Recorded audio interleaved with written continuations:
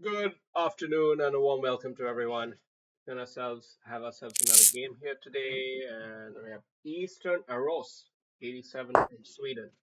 I played against a Swedish GM during my recent tournament.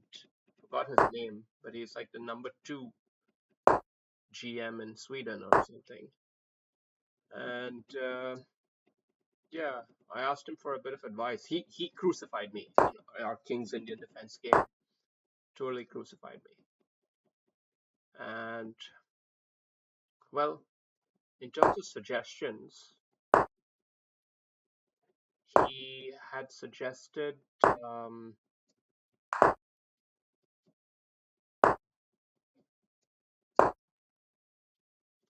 play positional chess since I'm a positional player by playing a lot of these G6 Fianchetto type structures. That was one thing he recommended.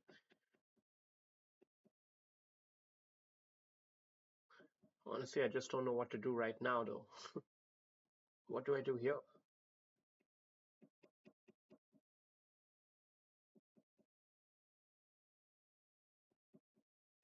I have to ask a question to this knight, because we can't let this knight just hang like that forever down there. But at the same time, I don't like to capture it. Obviously not this way, I would fork my two pieces. But so he's playing with the boldness against this pawn instead. I think I'm happy to see that, personally. So I'm going to capture here first. If he captures, then I capture back with the pawn, opening up the queen to defend as well.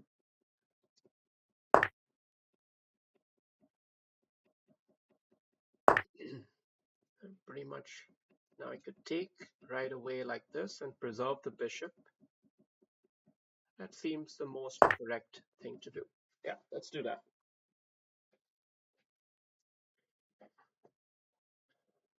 So all in all, I think I'm happy with this position. I'm happy with the way this opening has panned out, but middle game plan is critical here. And one needs to know what their pawn break plan is. So he's clearly gunning for this pawn, and it's a difficult one to hold on to. Let's face it. So I typically don't like to play a move like f6, but when you see that his only real source of counterplay is here, I think it's much more palatable. I'm tempted to just play a conservative move like this, but I also don't see the point necessarily. Don't also see the point of playing this and inviting that. So I'm not sure what to do right now. I'm not sure. But I will keep it solid. Let's keep it solid. All right.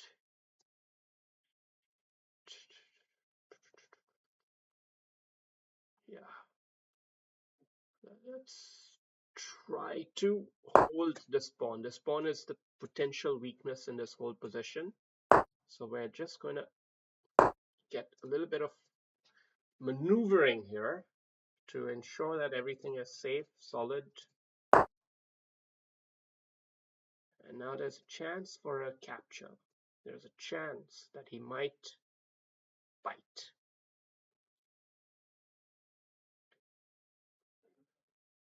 Which is something to consider, definitely. How about knight up all the way? Trade, trade. I don't think we can afford to lose this pawn so easily either. Gotta play fast. Let's think. Let's think. Okay. We've gotta go a little bit more assertively so that we clarify the situation. Knight back is not ideal, but hey, it pays the bills, right? We're holding on to everything. We're holding on to our assets, making room for a potential rook here, pawn up. This.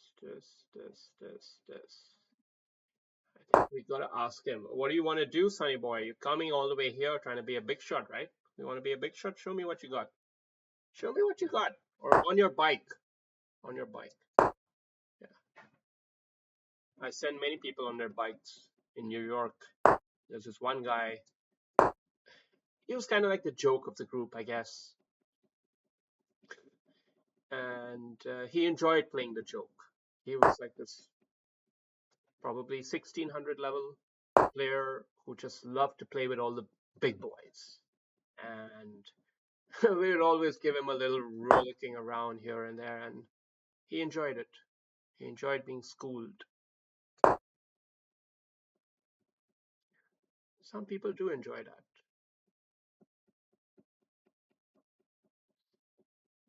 Actually, even I do, to be honest.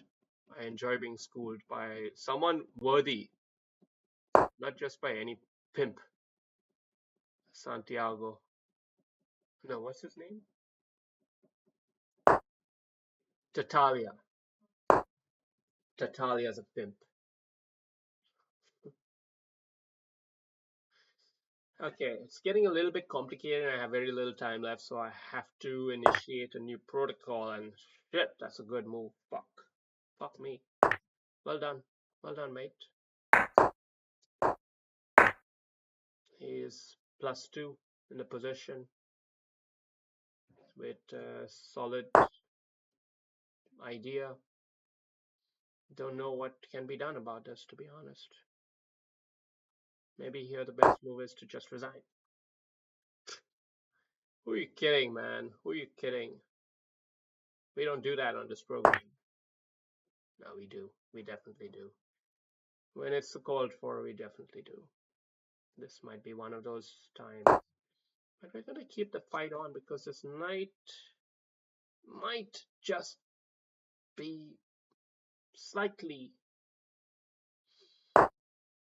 awkward.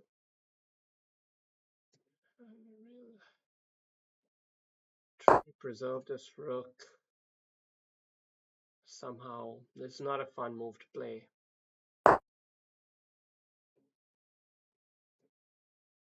Gotta keep the momentum going, keep the speed. Come in for a deep check at the back. That could turn the tables on him in an instant. Push the pawn up, bishop here. Gotta play fast. 4 seconds left. 4 seconds left. Fast, fast, fast.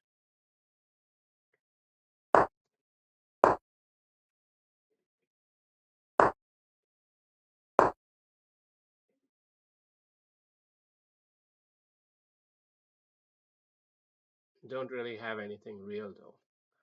Bishop here is a real threat. A real threat. Yeah, it's not so easy, you know. Even when you're like +3 piece up, it ain't that easy, is it?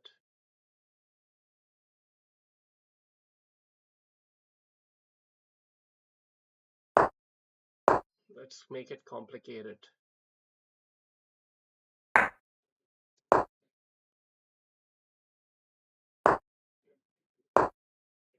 Now let's threaten this one.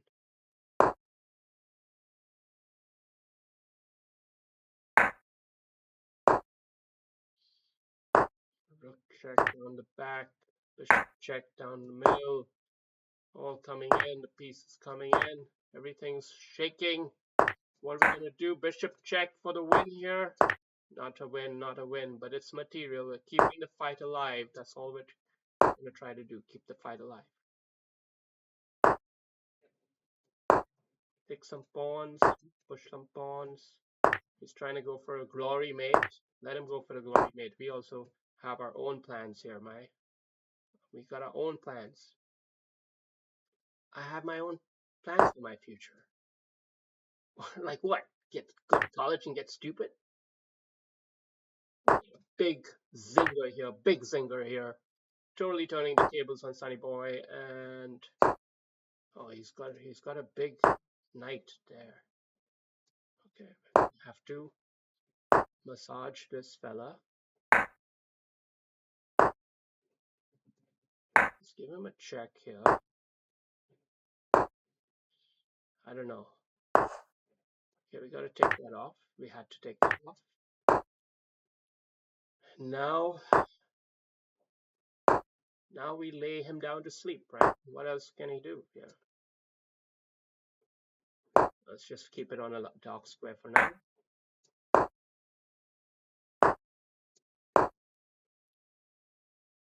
recirculate the rook, give him a nice check first, then hold that.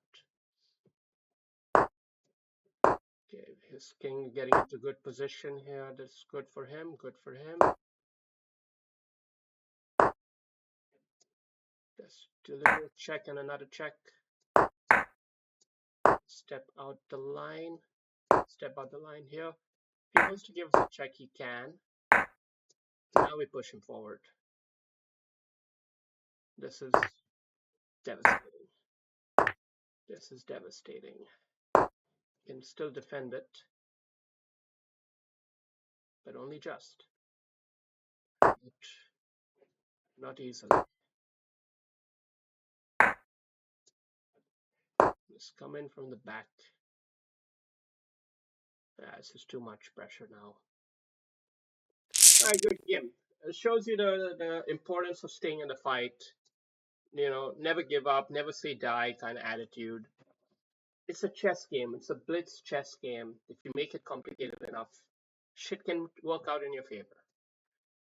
Not saying it was the strongest game, but it was something. Let's have a look. Book game so far. Yeah, this is actually a critical point. I'm that you know that is the best move, and it makes a lot of sense when you look at it in retrospect. But it often feels like a pawn that might get lost. You know, what if he goes here? You start seeing ghosts like this, and honestly, I don't fully get it. Like, why not here? Knight x d5, cx d5. Oh, bishop takes right naturally. Okay. All right. This was a tough move, and now he got a little bit too much here, right? This was a violation of the Nash equilibrium, and we capitalized on it, and we played it smoothly. Played it totally smoothly. We were 1.5 points up in a commanding position here, but we dropped the ball because we do something that's not right. What is that something? I'm not really sure, but I have a feeling I should probably play like this. Yeah, push the envelope with that pawn already, and then follow it up with what here? Yeah, that makes some sense. It looks good, but instead we had a more like this kind of structure rather than a structure with the pawns faced up and the bishop here. So our bishop was a passive bishop, and yeah, slowly the advantage withered away. Slowly the advantage withered away, and we were getting outplayed. And then we made something a little bit desperate here. A little bit desperate. He didn't capitalize, but yeah, the pressure is definitely building up here. We should already be locking this guy out. Lock him out.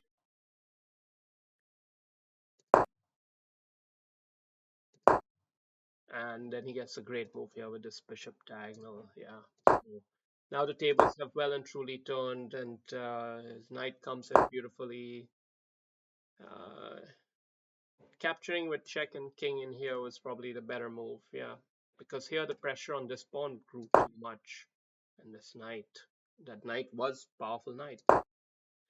But at the same, and this was a brilliant move.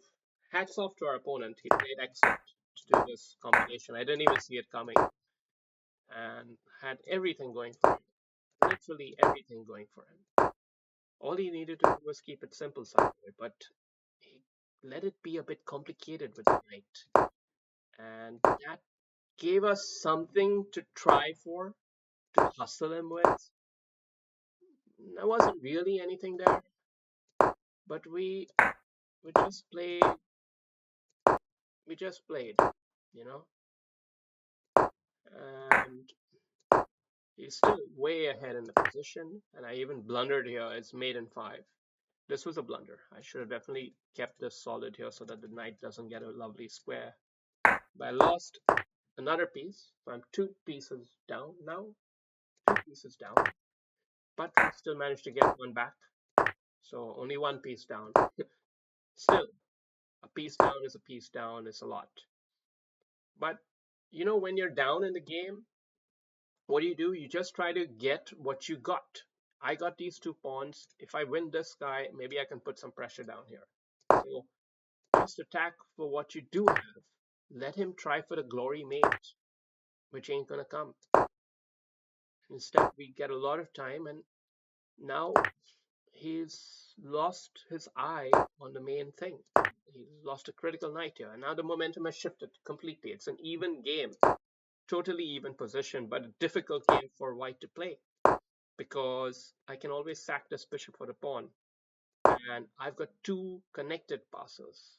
Should have delivered a check first, relegate the king to the eighth rank. That would have been the right strategy. So mistake there, allowing him to square. Um, anyway, it still happened. Okay, this check is okay. That move here is a bit weird because it allows him the queen, but I guess the point is check and then take it.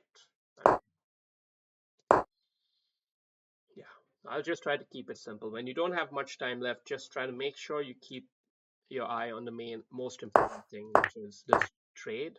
And now try to win this endgame. It's not a winning endgame, it's a drawn one, but a much harder one for white to play, I would reckon, because he's got to be pinpoint perfect every time. And we're just holding a good setup. Don't want to be too hasty here. Just want to be patient enough to get your king back in the action before you start doing anything crazy, right? And here he might have had a chance for something, but just yeah. This was also slightly astute, probably, rather than coming up all the way. I don't know.